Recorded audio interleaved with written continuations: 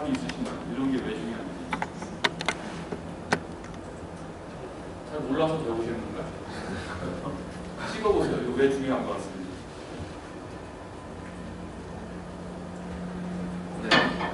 데이터를 처음에 저장하는 것보다는 그거를 사후에 가공을 한다거나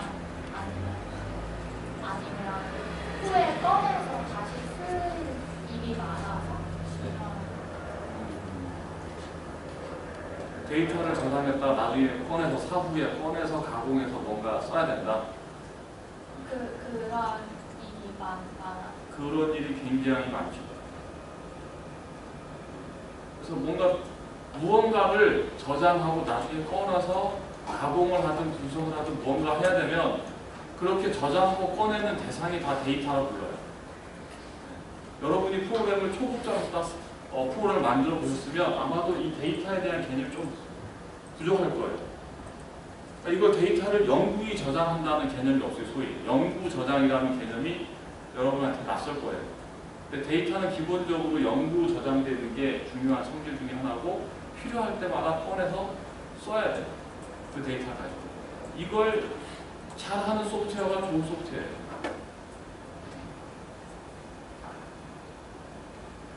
자, 여기 컴퓨터 이야기로 다시 돌아와서 컴퓨터 이야기를 하면 컴퓨터가 제일 처음 나왔을 때는 소프트웨어 개론, 컴퓨터의 역사, 발전 이런 거에다가 비슷한 얘기가 잠깐 언급이 됐을 거예요.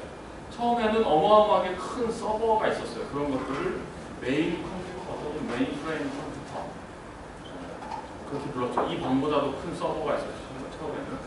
서버라고 불리는 메인 프레임 컴퓨터들이 있었는데 이것이 급격하게 발전하면서 개인용 컴퓨터 시대, 사람이 한 개의 컴퓨터를 사용하는 개인 컴퓨터 시대가 열렸고 사람들이 이 시절에는 어떤 회사나 국가의 업무를 처리하기 위해서 컴퓨터를 썼다면 PC 시대에 와서는 개인이 자기 업무를 위해서, 개인의 업무를 위해서 개인의 필요에 의해서 컴퓨터를 쓰기 시작해요. 물론 그 PC 시대 초창기 중반은 다 개인의 업무, 개인이 회사에서 업무를 하기 위해서 이런 정도로 주로 많이 썼어요. 근데 그것들이 이제 여러분이 우리가 살고 있는 시대는 이렇게 되죠. 인터넷 모바일 시대. 그래서 개인 컴퓨터로부터 인터넷으로 전 세계에 있는 컴퓨터가 다 연결되는 시대. 그게 인터넷 시대죠.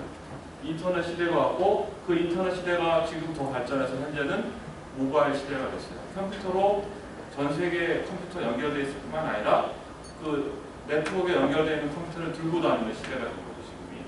그게 모바일 시대인 겁니다.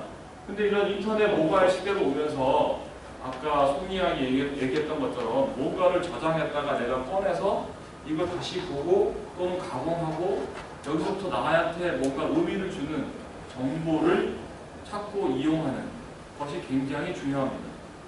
그게 우리의 일상생활에 나타나는 거죠.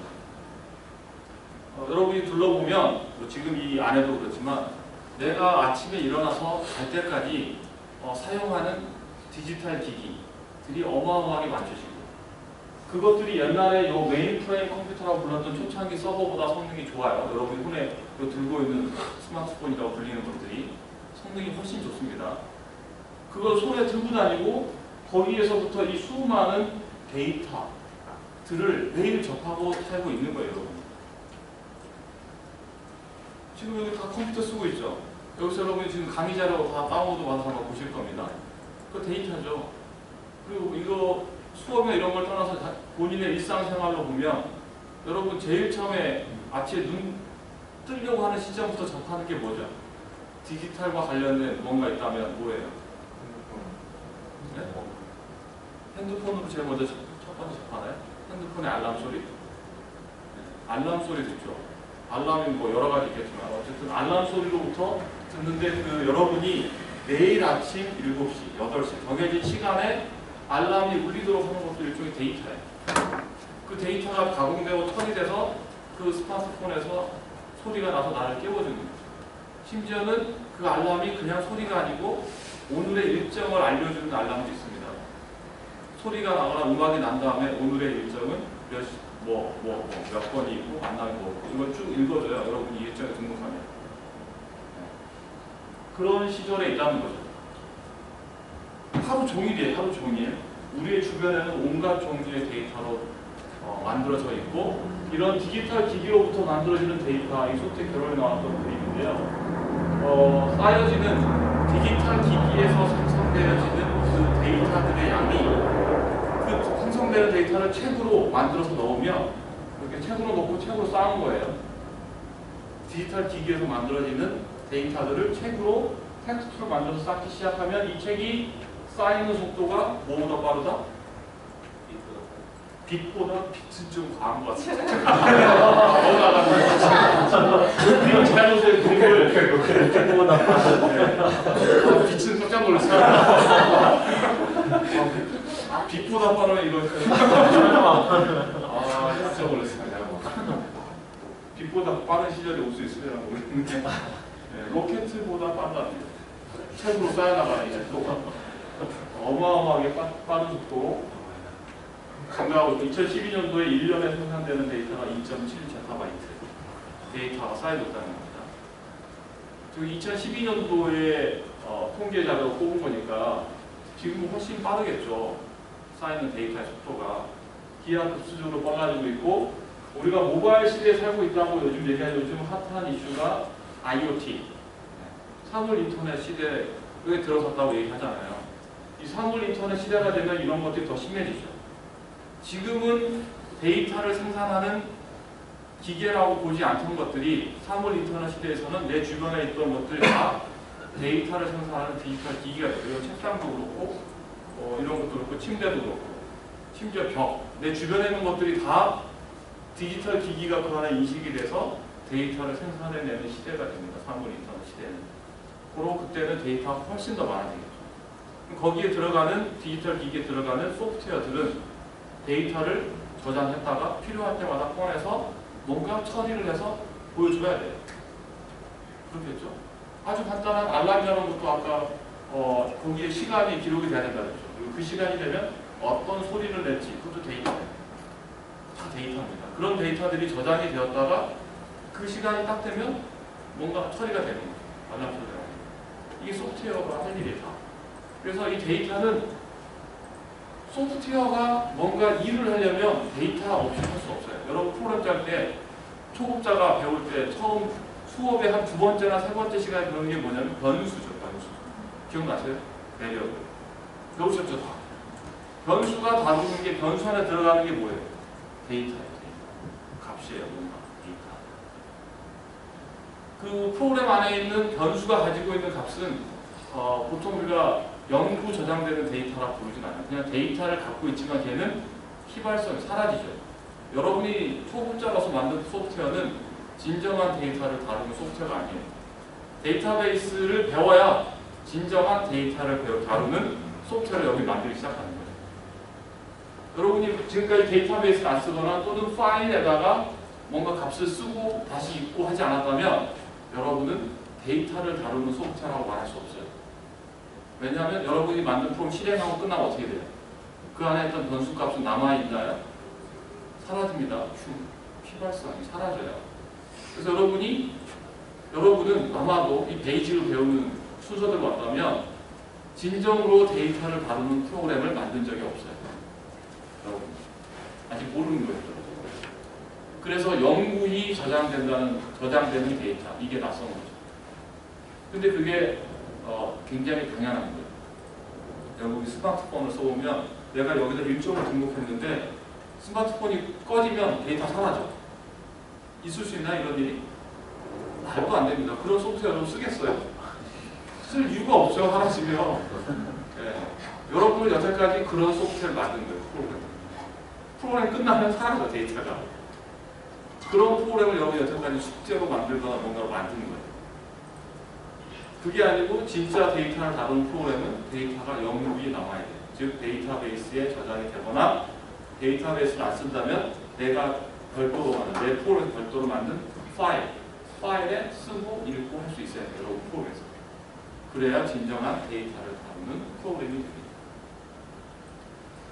지금 현재 시대는 이 데이터베이스를 다루는 게 정말 중요한 일이라는 거죠. 여러분 빅데이터 최근에 몇 년 동안 계속해서 핫 트렌드로 들으셨죠? 빅데이터라는 키워드를 못 들어보신 분? 다 들어보셨어요? 아니 손들은 최근 갖고 다 아니나요? 최근 한 3, 4년 동안 계속해서 이 IT계에서 핫 트렌드, 핫 키워드는 계속 빅데이터가 끼어 있어요. 데이터가 끼어 있다는 거죠. 데이터가 굉장히 중요합니다. 그래서 21세기의 데이터는 원유다. 18세기, 19세기 이럴 때는 석유, 원유 이게 굉장히 중요했죠. 21세기의 원유라고 부를 수 있는 건 데이터라는 거죠. 데이터가 미래 경쟁의 우위를, 미래 경쟁력을 좌지우지하는 시대라는 겁니다. 이 데이터를 어떻게 잘 다루고 어쩌고 하는가는 한 회사의 소프트웨어 경쟁력이 뿐만 아니라 국가의 경쟁력이 되기도 합니다. 점점 그래요. 지금 전 세계 검색 시장에 1위를 하고 있는 구글이라는 회사가 있잖아요. 거기에서 어마어마한 데이터를 수집하고 가공하고 있거든요.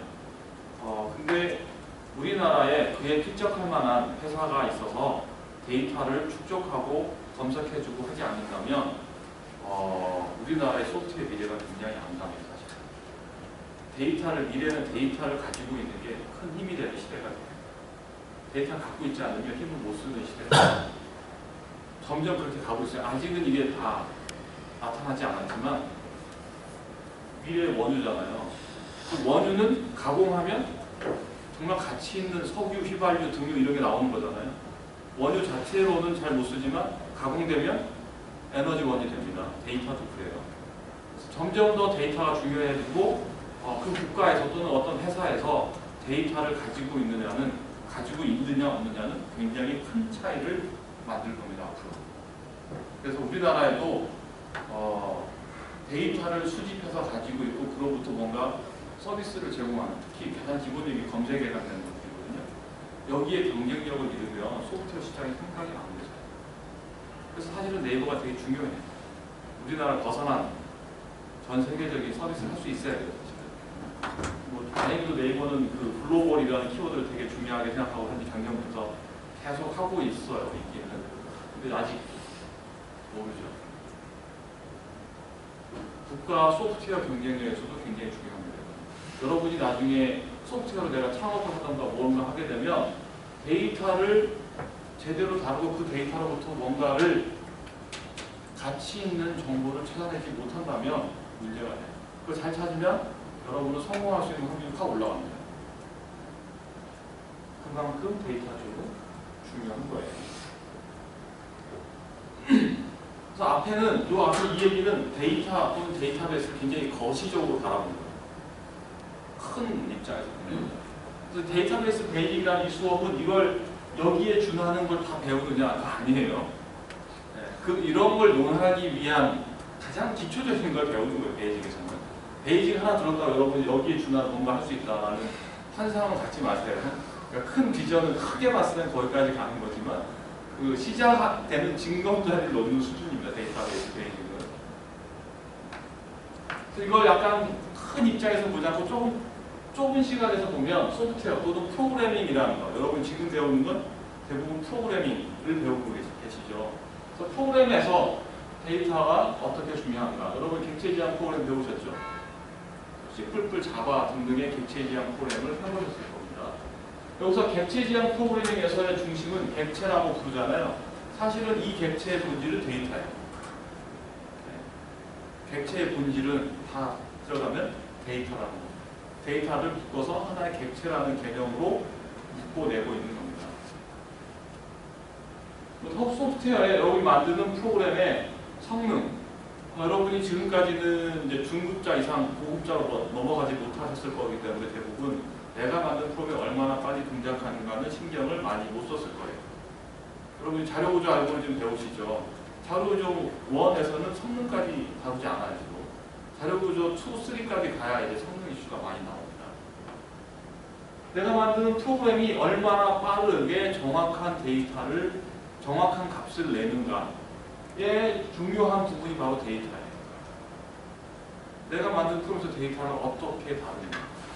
여기 자구아르에서 배운 게 그거예요. 그 자구아르는 주로 연구 저장 이런 건 신경 안 쓰고 어쨌든 변수를 이용하든 뭘 이용하든 프로그램에서 데이터를 조작하거든요. 그 조작 자체를 중심 삼는 게 자료 구조 알고리즘입니다. 그래서 이 프로그램에서 성능을 좌지우지하는 게 데이터를 다루는 부분입니다. 그래서 데이터 없이 여러분이 만드는 프로그램, 약간 작은 입장에서 봐도 상당히 중요하고 품질 자체도 데이터 관리에 영향합니다. 이 소프트웨어가 얼마나 속도가 굉장히 빨라요. 근데 정확한 데이터가 나오지 않는다는 거예요. 여러분이 일정 관리 스마트폰에다가 알람을 오전 8시라고 맞췄는데 9시에 울려요. 그거 쓸 수 있어요. 내지는 가끔 안 울려요. 그거 쓸 수 있나요? 하나죠. 말도 안 됩니다. 그래서 소프트웨어의 품질의 이 데이터의 관리는 굉장히 밀접한 영향이 있어요. 데이터를 제때 가져와서 가공해서 제때 그 사용자가 원하는 형태로 보여줄 수 있어야 돼요. 그때 등장하는 다 데이터예요.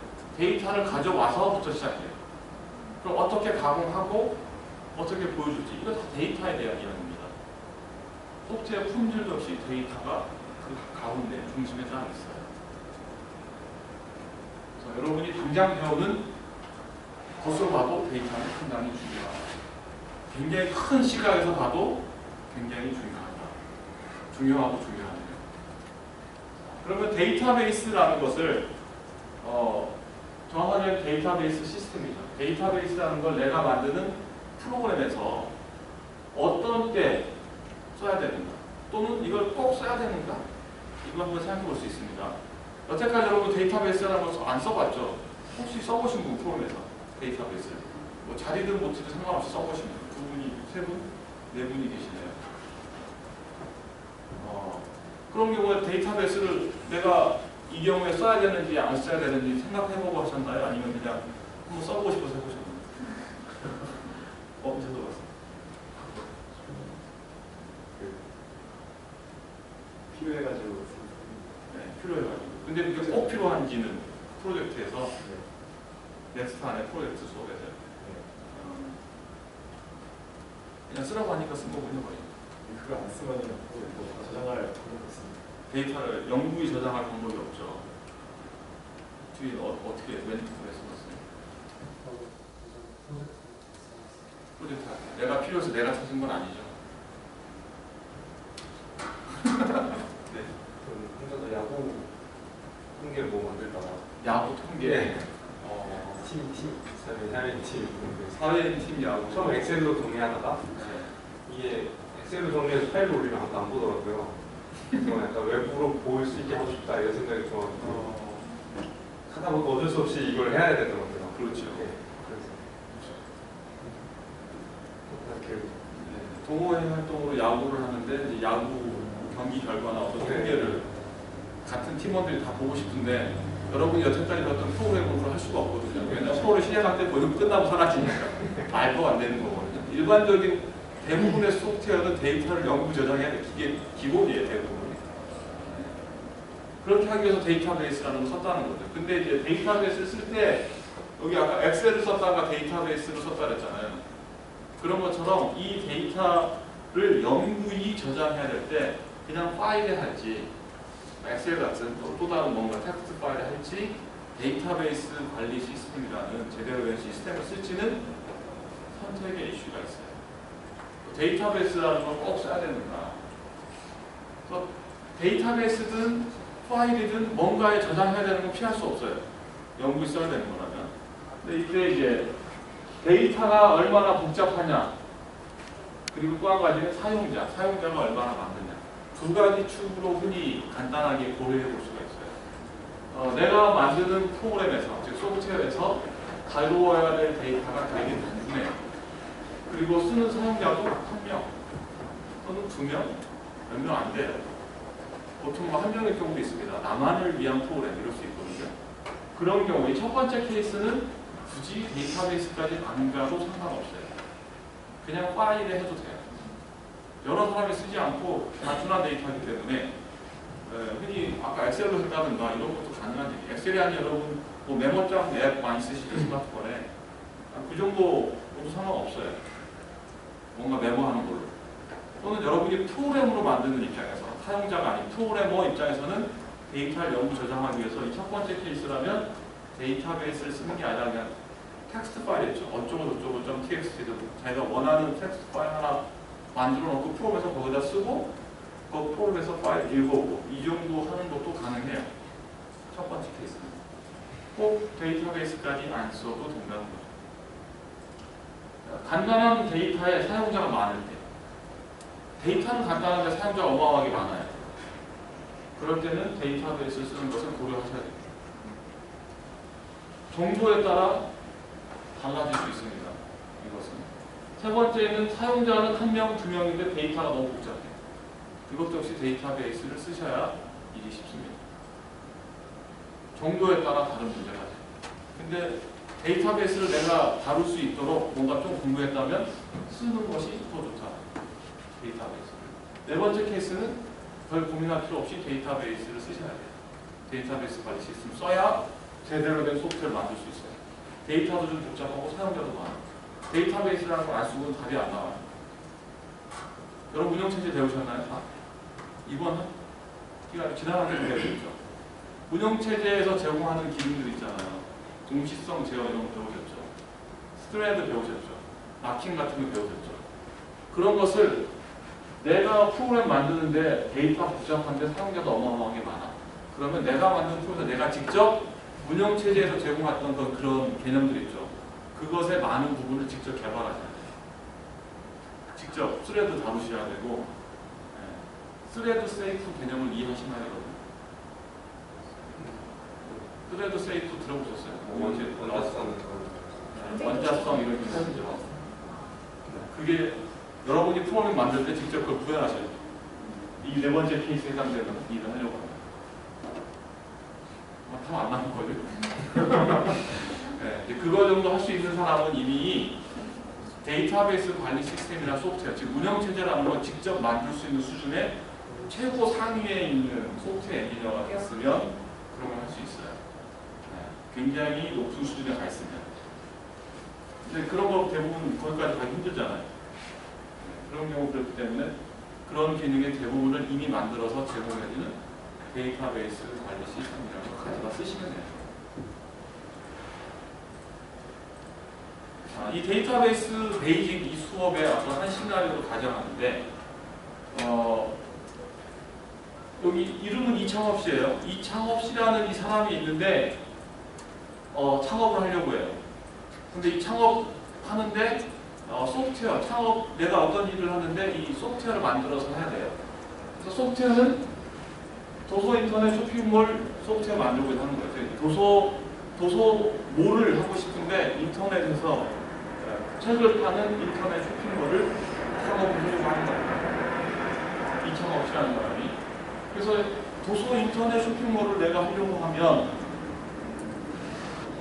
인터넷에 사람들이 들어와서 도서를 검색하고 도서를 주문하고 결제를 하고 도서가 배달해서 고객한테 가고 이런 등등이 웹상에서 구현이 돼야 되겠죠.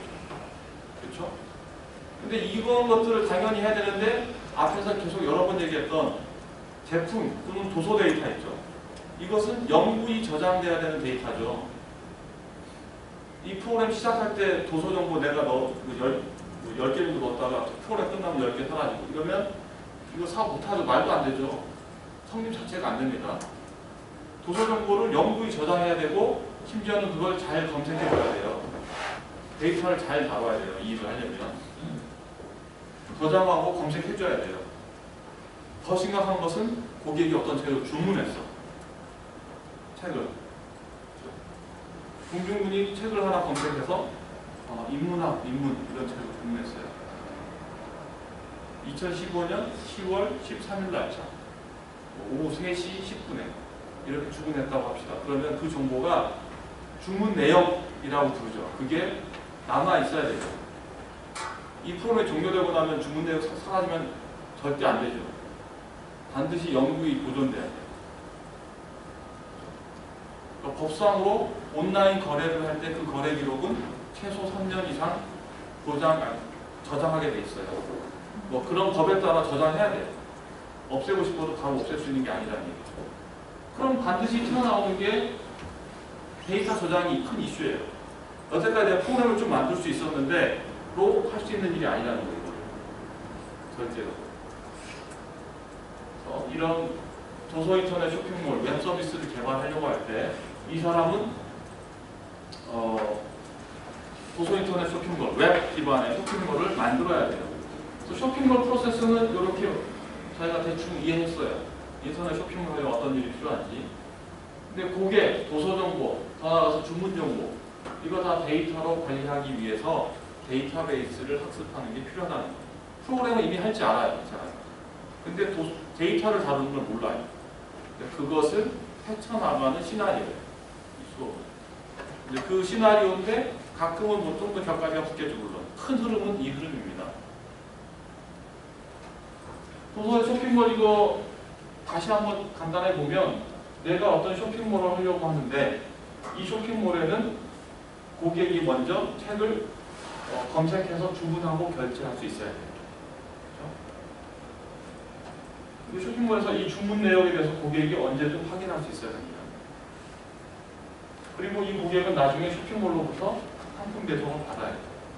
이것은 이제 고객 입장에서 바라보는 거예요. 이만큼은 쇼핑몰이 고객과 관련된 일이에요.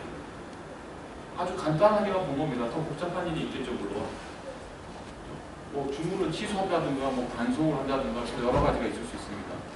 이런 간단한 쇼핑몰 프로세스가 있고, 파란색 선으로 되어 있는 이 뒷단 있죠. 이것은 내가 인터넷 쇼핑몰, 도서 쇼핑몰을 하고 싶으면 그 뒷단에 고객과가 아니라 이 쇼핑몰에서 업무상 벌어져야 될 일이 있어요. 고객하고 직접 관련은 없지만 뒤에서 처리돼야 됩니다. 먼저는 이 제조업체는 도서 책을 만드는 회사겠죠. 도서 출판사. 그로부터 책을 공급받아야 돼요. 공급받고 그 도서 출판사에 책 대금을 줘야 되겠죠. 그리고 고객이 결제하면 신용카드사하고 연결해서 신용카드 승인과 관련된 신용카드 처리 업무를 할 수 있어요. 또 한 가지는 고객이 주문했을 때 배송을 할 수 있어야 돼요. 즉 배송업체와 연결돼 있어서 책을 배송하도록 해야 돼요. 이게 뒷단에 고객한테 눈에 딱 보이는 건 아니지만 뒷단에 회사가 알아서 해야 될 일들이 또 있는 거예요. 이런 프로세스가 필요해요. 간단하게 보면. 이건 이해되시죠?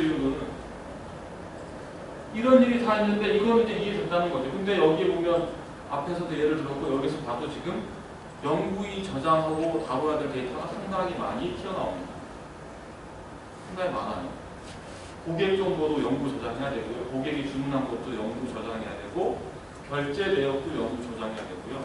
신용카드사하고 신용 결제한 내역 있죠. 이거 다 나와야 되고 출판사로부터 어떤 책을 받았고 어쩌고 도서 정보 당연히 있어야 돼요. 그리고 특히 그 출판사에 대금을 뭐 줬네 안 줬네 이런 것도 다 필요합니다. 거기까지 내가 만드는 소프트웨어 만들게 넣겠다. 이게 훨씬 복잡해요. 회계가 들어가기 때문에. 배송업체하고 관계해서 어떤 책을 어떤 고객한테 언제까지 배송해라. 이것도 다 나눠야 돼요. 그래서 고객이 배송 조회하잖아요. 내가 주문한 거 지금 어디까지만 조회하실 수 있으시죠? 그런 게 다 이 내부에서 데이터로 뭔가 처리돼야 돼요. 저장됐다가 검색될 수 있어요. 이런 일이 필요합니다. 근데 이 창업은 지금 데이터베이스를 다룬 적이 없어요. 여러분의 상태가 비슷하죠. 뭐 써봤다고 했었던 메토드를 제외하고 프로그램은 만들어봤지만 데이터를 연구 저장하기 위해서 데이터베이스라는 걸 써야 된다는데 데이터베이스 이름 많이 들었는데 뭔지 모르겠어. 딱 이 상태일 겁니다. 저런 시나리오로 이 수업이 한 학기 큰 흐름이 진행이 되고요. 선수 과목과 연계 과목은 선수 과목은 현재 넥스트의 선수 과목은 없어요. 이 데이터베이스 베이직에. 근데 원래 선수 과목이 강하게 걸려고 하면 많이 걸릴 수 있습니다. 자료 구조 이런 거 아셔야 돼요. 데이터베이스 때. 자료 구조 모르면 되게 힘들어요. 또 한 가지 프로그램 뒤에 좀 더 나와요. 프로그래밍 언어를 당연히 할 수 있어야 돼요. C든 자바든 뭔가 하나 이상은 반드시 할 수 있어야 돼요. 연계 과목이 있는데 이 베이직을 배우고 난 뒤에는 데이터베이스 어드밴스드라는 과목이 있습니다. 이 과목에서 10만의 주제를 배울 수 있을 수가 있고 맵스트에서 관련 전공은 웹서버, UI, 게임 서버, 모바일. 이 전공들은 데이터베이스 데이터를 배우셔야 돼요. 그래서 좀 아까 잠깐 나왔지만 사전 지식, 선수로 지정되어 있지 않지만 이런 경험이 있으면 좋은 것들이 있는데 자료구조 알고리즘, 운영체제 이런 것들을 알아야 좋아요. 그리고 일반적인 대학교에서는 데이터베이스 선수 과목으로 자료구조 운영체제가 보통 걸려있어요. 프로그램의 자바 또는 C++ 또는 C 그 외의 프로그램 언어도 상관은 없어요. 프로그래밍 언어를 반드시 하나 이상 할 수 있어야 돼요. 왜냐하면 이 과목은 개인 프로젝트가 마지막 학기말 관련이 있습니다. 혼자서 프로그램을 만들 수 있어야 돼요. 데이터베이스를 이용한 프로그램을 만드셔야 돼요. 결과물로 발표하셔요. 간단한 웹페이지 또는 웹이 아닌 또 다른 GUI 환경의 프로그램을 만드는 경험을 갖고 있으면 좀 더 좋아요. 이미 그걸 했으니까 이 데이터베이스를 이용한 프로그램을 만들 때 앞단에 사용자한테 보여주는 UI를 만들 때 고생을 별로 하지 않아도 됩니다. 한 학기 동안 배울 주제를 조금만 더 탑다운해서 보면 데이터베이스의 기본 개념을 배웁니다. 데이터베이스의 기본 개념 아마 오늘 다루실 거고 관계형 데이터베이스라는 걸 배워요. 데이터베이스를 배우는데 그 중에서도 관계형 데이터베이스라는 게 뭔지 이걸 배웁니다. 그 다음에 데이터베이스 설계 및 지기에 대해서 배워요. 데이터 앞에 쭉 얘기했지만 앞에 뭐 고객 데이터, 주문 데이터, 보소 데이터, 결제 데이터 이런 거 다 영구히 저장해야 된다 그랬잖아요. 그러면 내가 만드는 폼에서 도대체 무슨 값을 데이터라는 개념이 확실하지 않으면 무슨 값들을 데이터라는 걸로 만들어서 영구 저장해야 될지 이게 어려워요. 여러분 바로 딱 내가 만든 폼을 생각하면 바로 데이터는 어떤 거 저장을 바로 탁 떠오르세요? 이 부분이 상당히 쉽지 않은 영역이에요. 그게 데이터베이스 설계라고 합니다. 데이터베이스 설계 영역, 설계에 대해서 배우시게 될 거고 이 데이터베이스 설계는 데이터를 넣었잖아요. 그러면 이 데이터를 꺼내올 수 있어야 되잖아요. 내가 원하는 모양들, 내가 원하는 데이터를 꺼낼 수 있어야 돼요. 또 때로는 내가 원하는 데이터를 써넣을 수도 있어야 되고 그게 지리어예요. 지리어, SQL이라고 불리는 지리어입니다. 지리어를 이용해서 쓰기도 하고 읽어오기도 해요. 내가 원하는 데이터를 읽어올 수 있어야 됩니다.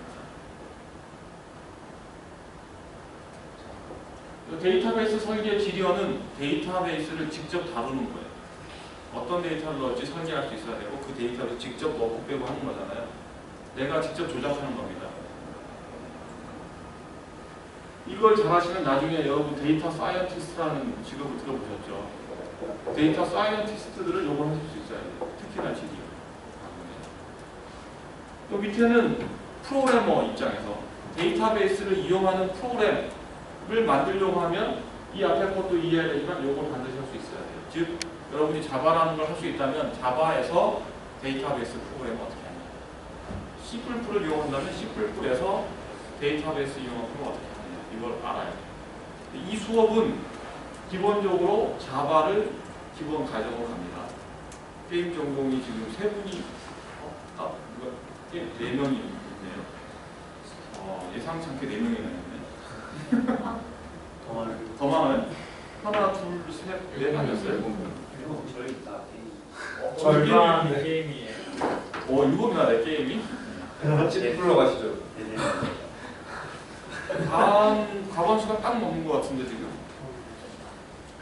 13명인데 딱 7명이 게임이에요. 이겼다. 고민되는데 뿔뿔로 해야 되나? 14명이.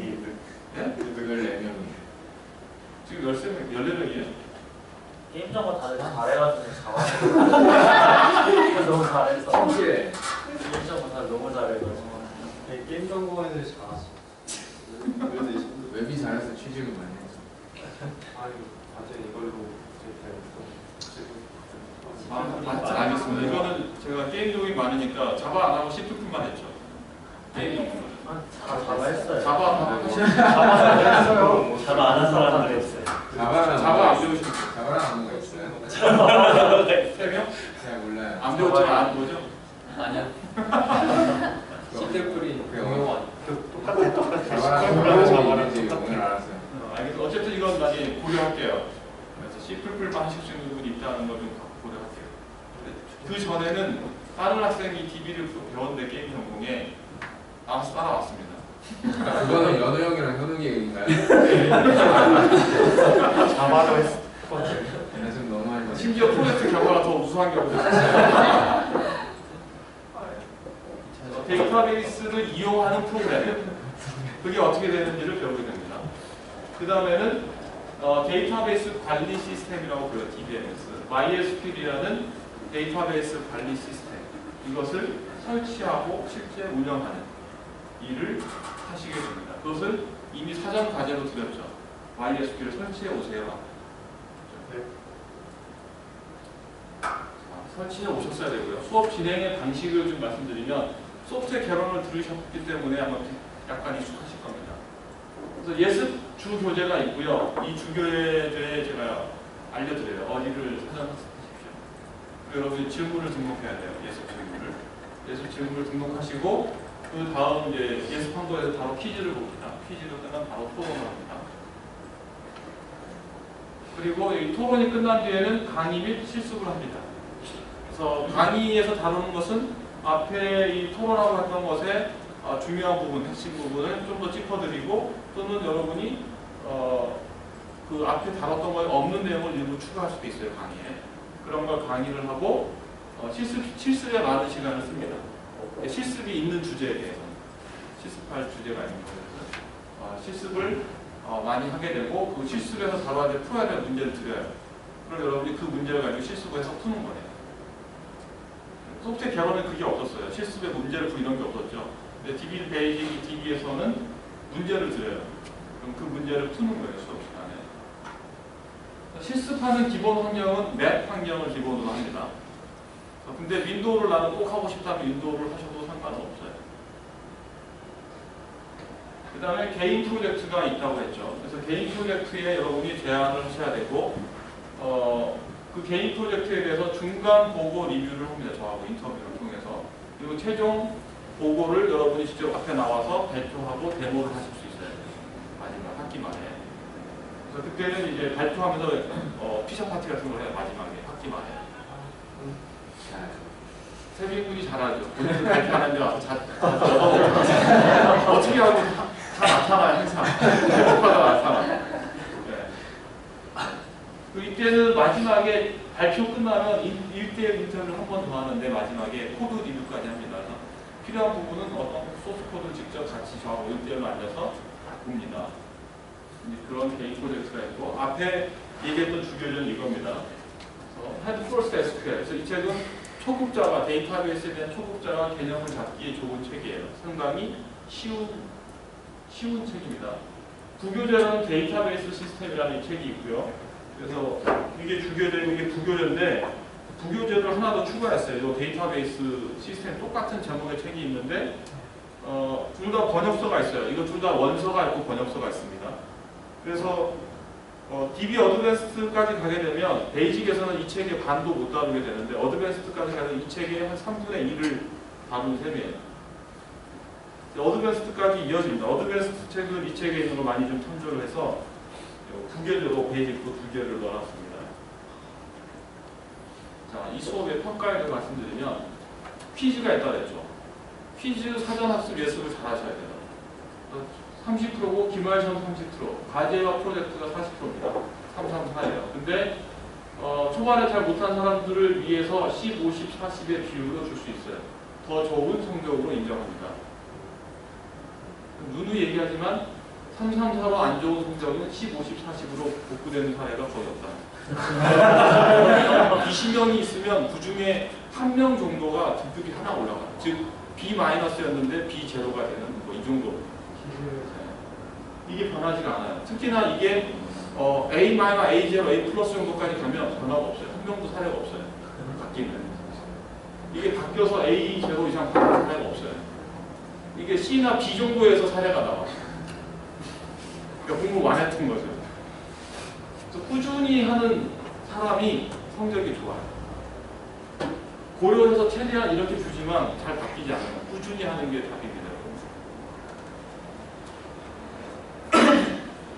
요 개인 프로젝트에 관련해서 조금 더 말씀드리면 자유 주제가 기본이에요. 내가 하고 싶은 주제를 하시는 게 기본인데 이 학기 여러분이 뭐 개발 영역 프로젝트나 다른 프로젝트 과목이 있죠. 또는 또 다른 과목의 프로젝트가 있을 수 있어요. 그 프로젝트에 했던 것을 가져올 수 있어요. 인정합니다. 가져올 수 있는데 문제는 거기 했던 걸 그대로 가져온 건 절대 안 되겠죠. 그 프로젝트에서 DB를 쓸 수 있어요. 근데 거기는 DB를 쓰는 게 주 포커스는 아니에요. 주로.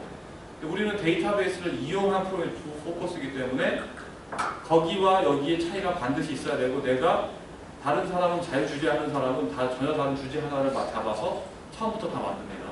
거기에 부끄럽지 않도록 그 프로젝트 걸 가져온다면 더 많이 하셔야 돼요. 이건 이미 있는 걸 갖고 오기 때문에 더 많이 할 수 있는 시간이 많겠죠. 더 많이 하셔야 되고 더 어려운 거 하신다라고 생각하시면 돼요. 부끄럽지 않게 하셔야 됩니다. 말판에 학기 말에 시간에 쫓겨서요 뭐 이렇게 하지 마세요. 더 하셔야 돼요. 반드시. 딴 데 걸 가져왔을 때는 그만큼 더 하시는 걸 여러분이 스스로 납득이 되려고 저를 설득시킬 수 있어야 돼요. 가져왔는데 이만큼을 더 했습니다. 이것을 저를 설득시키실 수 있어야 됩니다. 프로젝트는. 자, 과제로 바로 나갑니다. 헤드 퍼스트 SQL의 2에서 89쪽까지 예습을 해오세요. 5개월 수업 전까지. 이건 굉장히 쉬운 주제예요. 그리고 질문은 내일 자정까지 등록을 하세요. 24시까지. 1인당 질문을 1개 이상 하세요. 많이 하는 거 좋습니다. 그래서 나중에 수업 때는 그 질문한 것을 이제 토론 시간 들어가면 다 공개해놓고 다 같이 보면서 토론을 합니다. 소프트웨어 개론 때 다 보셨죠? 제 수업에서 토론 수업을 안 해보신 분은 참고하세요. 질문 반드시 등록하셔야 되고 토론 수업 시작될 때 그 질문을 공개하고 다 같이 보면서 토론을 합니다. 이 수업에 대한 소개가 끝났어요. 질문 있으신 분? 이 한 학기 수업에 대해서.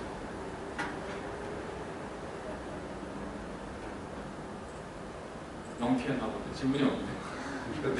프로젝트는 DB가 어떤 걸 한다는 건지 잘 알아요. 주제가 기본 자유주제잖아요.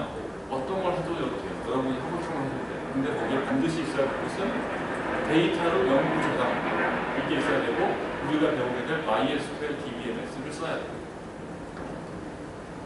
네.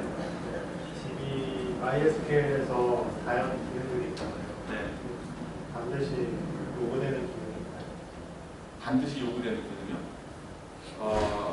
그건 나중에 좀 이 수업 진행되고 나서 얘기를 하는 게 쉬울 것 같아요. 반드시 요구돼야 되는 것들이 이제 기능이 요구되진 않고 만드는 여러분이 저 프로젝트에서 데이터가 어느 정도 규모는 돼야 되겠다 뭐 이런 요구가 있어요. 데이터 종류가 뭐 최소한 4개 이상은 돼야 되겠다 뭐 이런 요구사항이 있을 수 있습니다. 당연히 또 데이터 저장하고 읽고 쓰고 이런 게 다 가능해야 된다 뭐 이런 요구사항이 있죠. 이제 중반 이후에 다시 한번 저걸 언급할 겁니다. 질문 있으십니까? 네. 개인 프로젝트는 언제쯤 시작합니까? 권장은 중간고사 시즌쯤이에요. 그래서 이 개인 프로젝트로 약 한 달간 이상의 시간을 쓰는 것을 권장합니다. 그래서 후반부에는 이 예습이나 이런 걸 빼드려요. 이 프로젝트 하나.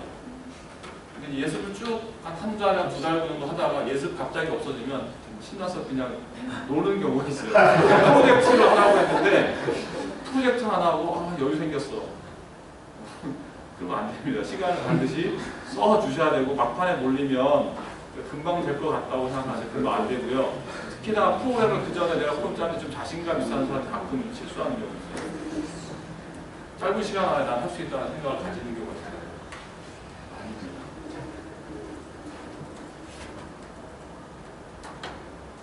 또 질문 있으신 분? 없으면 10분 쉬었다가 계속하도록 하겠습니다.